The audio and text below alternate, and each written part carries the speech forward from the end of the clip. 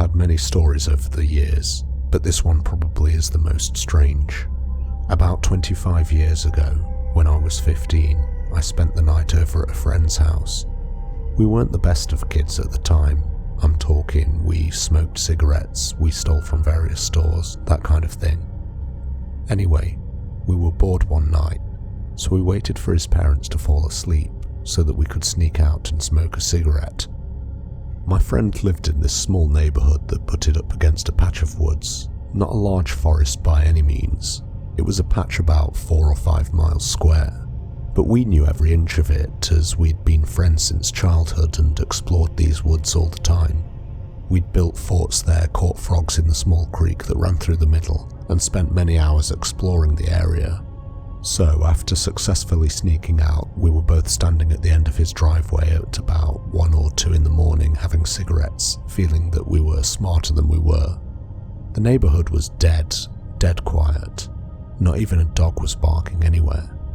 The air was still and humid, and even the usual cricket sounds were muted that night. Then we start to hear screaming, horrific, terrifying screams, and they're coming from the woods across the street. At first my friend thinks maybe it's a fox or some kind of animal like a bobcat, but these sounds were definitely human to me. The screams had this raw, desperate quality that no animal could make. They came in waves, sometimes high-pitched and panicked, and sometimes deeper like somebody was in absolute agony. So we look at each other and decide to break every horror movie rule in the book and go forwards into the woods to check it out. I remember thinking we should probably just go back inside and pretend we never heard anything, but something about those screams made it impossible to ignore. Like I said, we knew these woods like the back of our hands and had no problem navigating them in the dark. Adding to this, it was a cloudless night, so the moon gave us all the light that we needed to navigate the narrow paths while staying hidden in the bushes. The familiar paths were easy to follow, even in the darkness, but somehow everything felt different that night. The shadows seemed a little bit deeper and the trees were more twisted, and every small sound just made us jump. So we headed out into the forest towards the sound of the screaming. It's at this point we get maybe a quarter of a mile in when we see a light coming through the trees, far off in the distance. It was flickering like candlelight or maybe a lantern, casting strange shadows that danced around the trees. The light had this warm orange glow that seemed completely out of place in the woods. So instead of holding back like smart kids, we continue to be idiots and head carefully towards the light. As we get closer, the screams are getting louder and more desperate, and we think we can make out the source of the light. It's coming from a small rundown cabin about 80 yards ahead of us. The structure looked old and weathered like it had been there for decades. Once again, we know these woods well, and as far as we knew, there was no cabin. We'd explored every square foot of this place over the years, and it was like the cabin had just appeared out of nowhere, which made everything feel even more wrong and unsettling. Anyway, we creep forward and we can tell that the screaming is definitely coming from inside the cabin. The sounds were muffled by the walls, but still clear enough. We get about 50 feet away when simultaneously the screaming stops and the light in the cabin goes out. The screaming wasn't choked off or dwindled away. It was as if somebody hit the stop button on a tape. The sudden silence was almost worse than the screaming had been. It felt heavy and unnatural, like the entire forest was just waiting. So we look at each other in the moonlight and we can see the absolute terror in each other's eyes. Neither of us had to say anything. The look in our eyes said it alone. Let's get the hell out of here. My heart was pounding so hard I could feel it in my throat, and every instinct I had was screaming at me to get out of here. But instead of running immediately, our curiosity held us in place. We waited there frozen for a few moments, listening to the deafening silence after all that noise. Our hearts were beating so loud I was sure somebody would hear them. So we're both trying to process what we're just witnessing, when all of a sudden this dark figure walks out from the trees about 4 feet directly in front of us. We couldn't make out any details in the moonlight, just this tall dark silhouette that seemed to appear out of nowhere, moving with an eerie rapid calmness. The figure was completely silent, no footsteps, no rustling of leaves, nothing. Instantly we both scream like maniacs at the top of our lungs and turn around and run for our lives. We crashed through trees and branches and stumbled over roots, our hearts pounding so hard I thought mine might burst. I could hear my friend right behind me, both of us breathing heavily and crashing through the underbrush like wild animals. We never turned back to see if there was anybody chasing us and didn't stop running until we made it back to his house, where we spent most of the night panicked and discussing what the hell we'd just experienced, second-guessing ourselves about everything we saw and heard. Since we weren't supposed to be in those woods in the first place, hell, we weren't even supposed to be out of the house, we never told any adults about what happened, and we never reported the screaming or the figure we encountered. For weeks afterwards, we'd walk past those woods during the day and sometimes stare into them wondering what on earth we'd witnessed that night. We even went back in the daylight a few times trying to find that cabin, but we never could locate it again. It was like it had vanished completely. The way that guy just appeared as well, so instantly, so suddenly, still gives me the chills.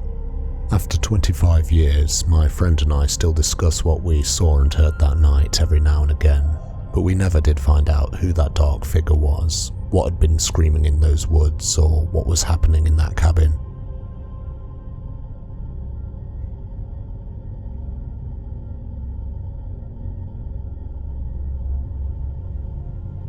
This story sounds out there, but I swear it's 100% real. In my mid-20s, I moved to a new state and needed to buy a used car. Back then you had to look in newspapers for listings. I called a few options and finally spoke to a very nice woman on the phone about a car she was selling. She wanted to meet in a parking lot close to where she worked, not too far away. So I used my brother's car to go around and meet her. I arrived at an empty parking lot where she and a man were waiting for me. She was a dowdy woman in her 30s and he was a regular-looking man in his mid-40s. At the time I was young and optimistic, so the danger didn't really hit me until I was in the back of the car, taking it for a test drive through the industrial park. We drove past a building where the woman mentioned she worked, but the way she was speaking and her tone was so unbelievable I knew I was in a bad situation. I was sitting in the middle of the back seat when I saw her reach carefully into her bag for what I immediately knew was a gun. She glanced at the guy with her hand in the bag and he gave her the slightest shake of the head. Her hand slid out of her bag and rested next to it. At that moment, my heart dropped and I kicked into some sort of extreme self-preservation mode and started chatting non-stop friendly about my life. How my father was a big lawyer who worked for the DA, how my godfather was a cop, how close I was to my family and how awesome my mum and brother were, and how fortunate I was to be so loved. I went on and on about how I had so many friends and prospects in the city and what my plans were for right after the meeting. A lot of this was embellished to make me sound loved and needed, as in people would be looking for me if the slightest thing happened. We got to the end of the road having seen no one so far, and we switched seats so that I could be in the front with the woman in the back. I understood that my life was literally hanging by a thread, so I kept up the friendly stream of chatter. I can't remember everything that was said, but at one point the man literally asked me if I would be missed if I were gone, if my mother would miss me if I were gone. Like, what the hell, who asks that? Again, I dove deep back into the people I loved and how close as a family we were and how I would be deeply missed. We got back to my car and I got out. He pulled open the hood and started saying car stuff. I was still being friendly and smiling, trying to stay nonchalant. I realised I still might not make it out. We chatted a little more about the car and I wound things down saying I had to go because my brother was waiting. So freaky as it was, he went to my driver's door and opened it for me to get in. To get in, I had to slide right past him. My face was just inches away from his chest. As I glanced up to him to give him a big smile and thank you, I saw his face had contorted into a manic frenzy. I could see that he was on the absolute edge of controlling his impulses. I literally saw that I had seconds before he would break the act and act on any impulses he had. I got in, shut the door, and left immediately. What I saw in that one glance of his face was that he wanted me dead. He wanted to do things with my body, not my live body. that he was like some kind of serial killer who killed women like I brush my teeth. It was so wildly unbelievable, but I swear that's what happened. I told my friends and family about it, and everyone kind of told me I was exaggerating. I became a more careful person after this, and life went on, but I always knew how extreme the danger of that day was and how lucky I am to be alive. I knew exactly what that man was all about, and I wasn't wrong in what I saw. About 12 years later, I was living in Europe after moving there to marry. I was watching the news at my father-in-law's house when I almost collapsed. There, on the TV, was the man's face. I recognized it immediately. You won't believe this, but the man on the TV was the Green River Killer. It's believed he was the most prolific killer in the US. What he actually confessed to was a mere fraction of the victims he'd killed. He was that sick he'd even take killing vacations up and down the coast. That was the scariest encounter of my life. Morbidly, I joke that this is my claim to fame, but I think that's my way of coping with my near-death experience.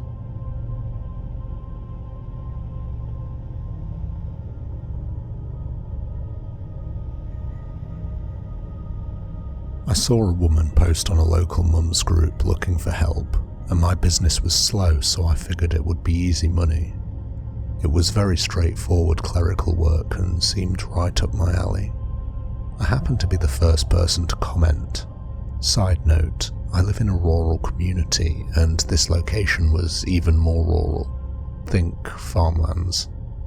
I googled the woman, and she seemed legit. She held a medical office and had a website that featured her picture. Her pictures on the website matched her profile and her practice online. The work seemed reasonable for a reasonable, if not higher than what people generally get around here. But I just figured it was because she was from the nearest metropolitan city and was used to paying city people prices. I called her and asked her some basic questions, and a yellow flag was raised when she let me know that I'd be transcribing medical files into a CRM. She would not allow the files to be moved to my office, which would be faster, but didn't even consider having me sign a non-disclosure when I asked her to forward one to me. I just figured she was a bit ditzy and maybe not really that savvy. The next yellow or red flag was that she told me that she didn't have an internet set up, so I would have to type everything into an iPad that she had, which meant this job, regardless of how many files, was going to take forever. We made an appointment and I agreed on a price. I drove to her home that morning, but when I got close I started to get rumblings in my stomach. My anxiety went on high alert. The last road was a very windy farm road. As I pulled around the last curve, I noticed on a grassy hill up the way from the driveway, a car was sitting behind a bush, but had a clear view of the driveway. Once you got close, the car was practically invisible. If I'd come from the other direction, I would never have seen the car. I pulled in. It was a thin, tree-lined gravel driveway, which meant that if the car pulled up behind me, I couldn't get out. I followed the driveway to the end so I could turn around, and there was a dilapidated house at the end. I airdropped my Google location for the next 2 hours to my mum and my husband, although my mum still doesn't know how to use that, but it's okay. I tried to call the lady, but I only had one bar, so I texted her that I was uncomfortable and leaving. She replied immediately and told me that the house was down an adjoining overrun gravel path and that I just had to follow the gravel road. I pulled the car around and realised that if I went down this second path, it left even less room to leave and was incredibly deep into the woods, with probably no cell service. I thought about leaving and letting her know that if she ever wanted to work together, I'd be happy to do so in my office together or in a public space. The car was still there, somewhere behind me. But then I started second-guessing myself. Maybe I was being silly. The pay was good and I wanted the money. So against my better judgment, I drove a bit further down that second gravel path. And at least if I saw the house, I could maybe get a better feel for the situation. The path was even narrower than the first, barely wide enough for one car. With the trees on both sides, it made it worse. After about maybe a quarter mile, I came to a small clearing with a dilapidated looking house sitting in the middle of a large circular driveway. The siding was falling off and there were boards over some of the windows and there were weeds all over the place. I pulled up close to the front door and tried calling the lady again, but there was no answer. I tried 2 more times, straight to voicemail. My anxiety was going through the roof at this point. This definitely did not look like a place where a medical professional would be working. And that's when I heard the sound of another car engine behind me. I looked in my rearview mirror and saw headlights coming up down the narrow track. My heart started pounding. It was the same car I'd seen sitting in the bush earlier. I was sure of it.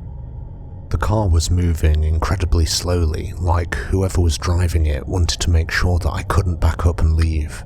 As it got closer, I could make out 2 figures inside, a man and a woman. The woman appeared to be pointing at my car and saying something to the man. I was completely trapped.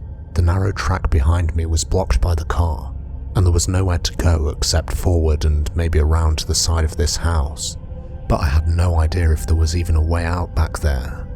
My phone still had barely any signal and I was so deep in the forest that any screaming would not be heard. As the car approached, I became more and more terrified. I kept trying to think of what I could do, but I drew blanks. I was alone in the middle of nowhere with 2 strangers who had followed me to this isolated location. Slowly their car rolled up behind mine and stopped. They were close enough that I couldn't back up, but they had left enough space that if I pulled forward and to the right, I might be able to get around them and back onto the track. Their doors swung open and I didn't wait to see what they were planning to do. I threw my car into drive and gunned it forward, swinging wide around the front of the house. There was just barely enough room to squeeze past their car on the passenger side. I heard the woman yelling something as I sped past, but I didn't stop to listen. I drove as fast as I could down that narrow track until I finally made it back to the main road. My hands were shaking so bad I had to pull over for a few minutes to calm down before I could drive safely home. I never heard from the woman again. She either blocked me or deleted her profile not too long after. I tried looking up her medical practice again a few weeks later and I couldn't find any trace of it online. Either way, I no longer do work outside of my office and I definitely trust my gut when something feels off. I don't know what to make of the situation. My husband thinks it was obviously a trap and I'm inclined to believe him. But like I said, I'm never going out on my own again.